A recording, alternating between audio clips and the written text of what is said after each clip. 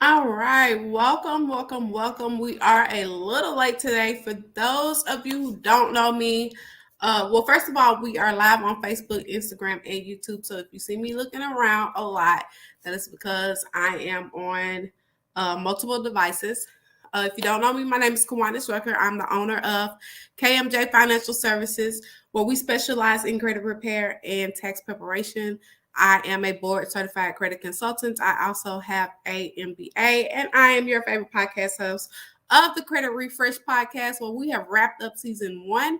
There are 13 episodes, so go take a listen to that after today. After you listen to this today, if you're watching the replay, type hashtag replay gang in the comments. How are you guys doing today on this beautiful Monday? So there are 5 tax filing statuses that the IRS recognizes, and those are head of household, widow, qualified widow, married filing jointly, married filing separately, and single. So let's walk through those 5 tax statuses. So head of household.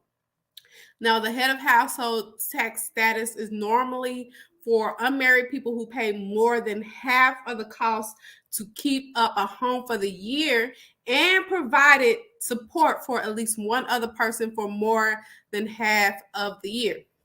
Now, you can't use this tax filing status if you're simply the one who makes the most money in the family. It doesn't work that way. In the eyes of the IRS, this tax filing status is only for unmarried people who have to support others.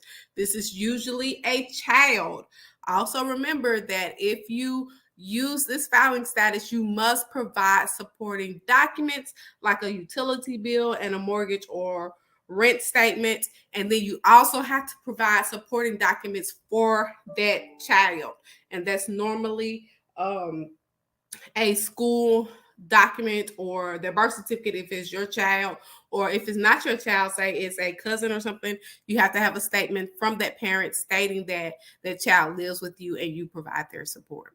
So let's talk about the qualified widow. So people who have lost their spouse recently and are supporting a child.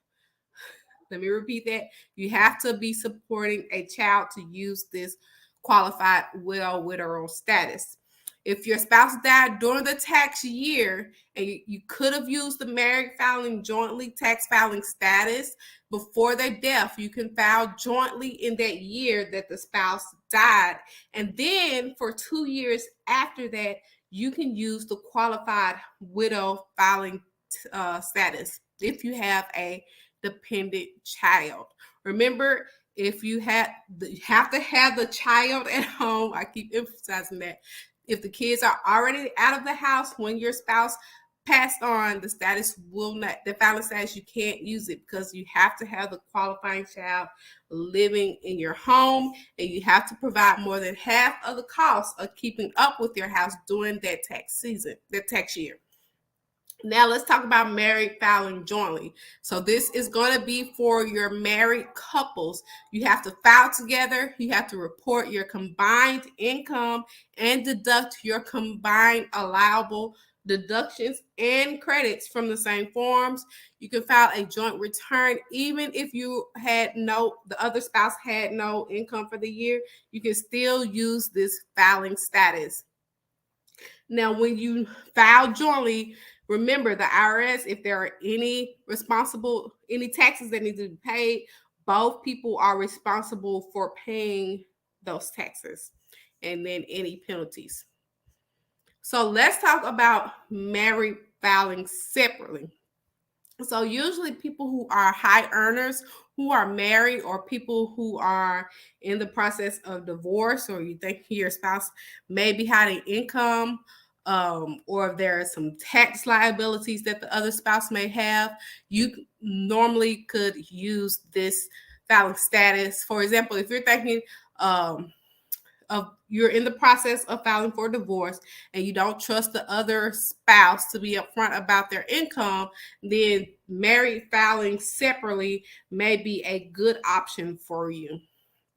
If you're recently married to someone and then they're bringing in a lot of tax problems, This may be a good filing status for you. If your filing status, if your spouse has a lot of out-of-pocket medical expenses that they want to deduct, but then your combined adjusted gross income doesn't allow you to take full advantage of that deduction, then you may want to consider filing separately. So both spouses need to be on the same page. If you opt into using this filing status, both you and your spouse must either itemize or you must either take the standard deduction. You have to be on the same page with that. If your spouse itemizes, then you have to itemize. If your spouse takes that standard deduction, then you have to take the standard deduction. Now, one thing about this married filing separately, there are a lot of deductions that you can't take when you do this. You cannot deduct the student loan interest. You can't take the credit for the child and dependent care expenses. You can't take the earned income tax credit. You can't take the adoption expenses. You can't take the American Opportunity or Lifetime Learning Credit deduction. You can only take half of the standard deduction, half of the child tax credit, or deductions for retirement contributions, and you can only deduct up to $1,500 for capital losses instead of the $3,000 that it normally allows you to deduct. Now, the last status is single. And this is for unmarried people who don't qualify for any of the other filing statuses. So you will file single if you can't qualify for the head of household, so you don't have any dependents. There are rules if you are unmarried. If you are legally divorced by the last day of the year, the IRS considers you unmarried for the whole year. If your marriage is annulled, the IRS also considers you unmarried. Even if you filed jointly in the previous years, you would be unmarried, so you would need to use the single filing status. I hope this has answered some of your questions about the 5 different statuses and then which one that you should be taking. I am doing free consultation calls, so if you have questions about your situation, you can definitely get on the books with me and we can get on the phone and talk about your filing status. You can go to bookwithkiwanis.com. That is bookwithkiwanis.com.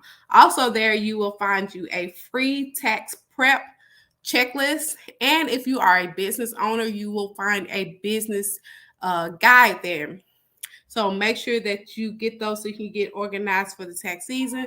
Y'all meet me here on Wednesday where I'm going to answer all of your tax questions. Go ahead and send me over those questions. You can DM them to me. You can email them to me at hello@kmjcredit.com.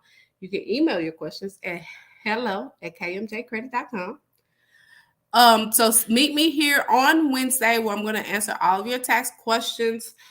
Until Wednesday, you guys be safe.